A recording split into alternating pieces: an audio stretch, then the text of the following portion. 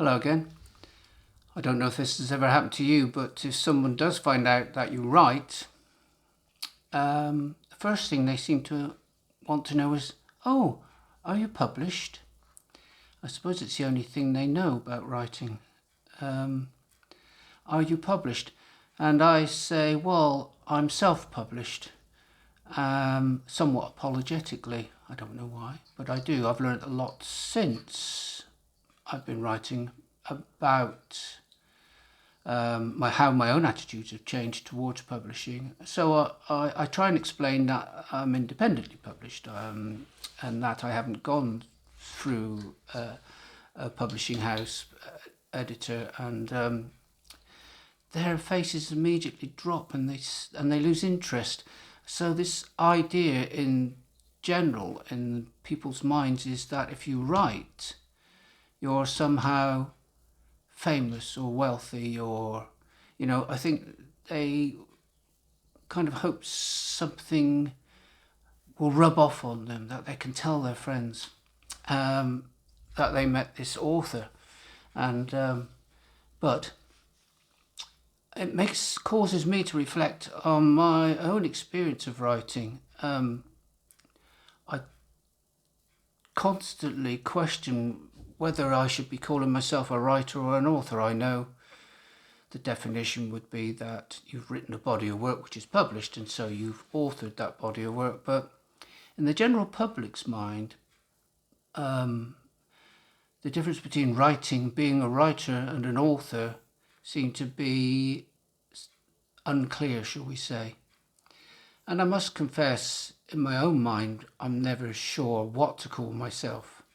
I have published my books. I write fantasy fiction, and I have published them last year, and I still don't feel like I could call myself an author. I am someone that writes.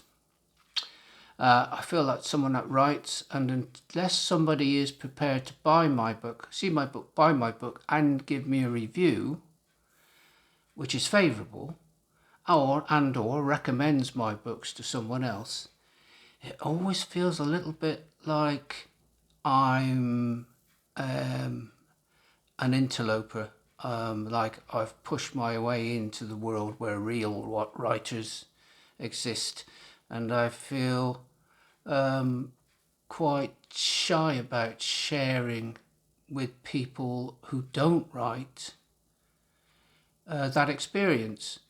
It feels like I'm a pretender, like I'm trying to be something I'm not. Anyway, to get to that stage, well, I'm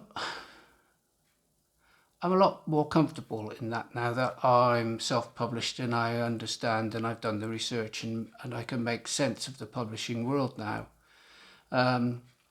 When I started out, there was no self-publishing except for the classic vanity publishing, where you would pay for books and you would try and give them away to all your friends, and it was strictly for the amateur, which I am. By the way, I am an amateur, really. Although I published my books, I haven't made much money. It's still costing me more to market my books. I'm in the early stages of that process, but thinking of myself as a writer, that's not how I would introduce myself. I'm someone who writes. I've done lots of things in my life, and now I tend to be most preoccupied with writing. Although that said, these days I spend most of my time marketing and trying to get to grips with the social media side of it. And I don't know if it's my age or my personality traits, but I really struggle with social media. I just can't bring myself to chirp away and be all smiley and say, buy my book. It feels like a bit like my attitude to myself as a writer. It just feels like I'm an imposter. Anyway, so I'm trying to get to grips with that on all the usual platforms. This one, YouTube, I think is an opportunity to be more myself. So that's going to be my approach. I just want to talk about the experience of being a writer, particularly interested in fantasy fiction. I write, as I say, I've written epic fantasy. I've written another medieval fantasy which I've not published yet, and I'm in the process of writing the fourth part of my epic fantasy. But it's very difficult to find time to write with the marketing, and you'll hear that all over. Anyway, so if you're someone that writes, someone who may have written a book, someone who's somewhat shyly wondering what to do next, whether to publish or not to publish, I've been there. I know how that feels. I started writing 25 years ago, over 25 years ago, the same stories I've just published. Which raises the question why, because I was in my mid-40s, late 40s, thinking about it, and bringing up two children. And during that time, they'd grown up. And so it took a long time for all kinds of reasons, not least I started a new career as well during the last 30 years. So there was a lot going on, but I started to write because I really wanted to experience that sense of escapism that I got from reading my favourite epic fantasy novels, obviously Lord of the Rings being a classic example. And how it felt when you finish reading those. So, you know, you end up reading some of your favourite books several times, and after a while you cast around looking for something, and you get a little bit older, and so you start to read crime, and you start to read thrillers and autobiographies. But I kind of longed for that escapism, that adventure that I got when I was reading. It's probably got something to do with the way my brain works. I think in pictures. So I thought, well, why don't I recreate that experience and create my own world, my own characters, my own adventure?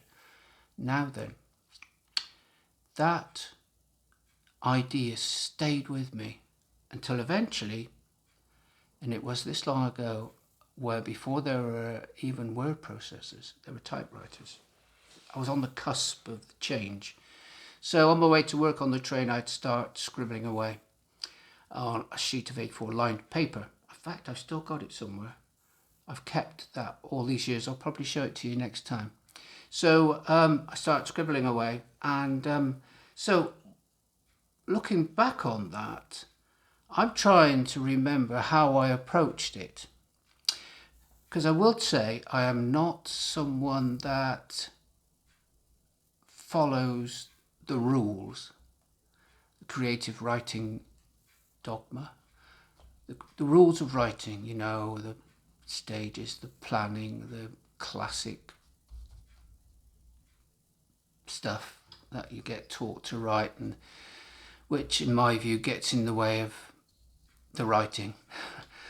For me, I just wrote what was in my head, and that's how I started. But I'd like to say a bit more about, break that down a bit and say, so where did I begin? I knew I wanted to write an epic fantasy.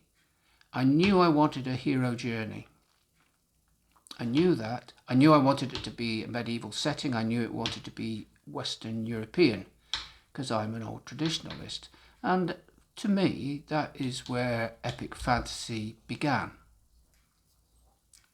The tales of mysticism and the mythology of the Anglo-Saxons and men of the North, the Vikings, the gods, their worldview, their epic journeys, poetry.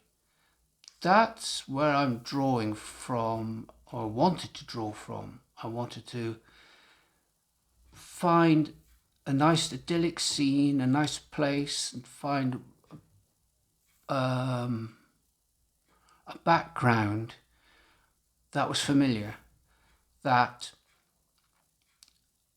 the main driving force behind the story was that rural idyll was threatened, and what would happen.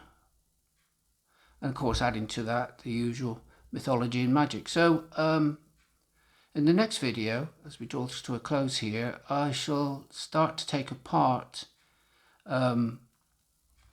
those pieces of the puzzle, that and how I began to figure out how I was going to build this world building they call it, but I just did it. And so hopefully I'll find a way to explain that to you guys. And it would be great if you would contact me, make comments, share your own thoughts, ask me questions. That would be great. Like and subscribe would be good. And then hopefully we can go on this journey together and we won't be so isolated anymore. Okay, bye for now and see you again soon.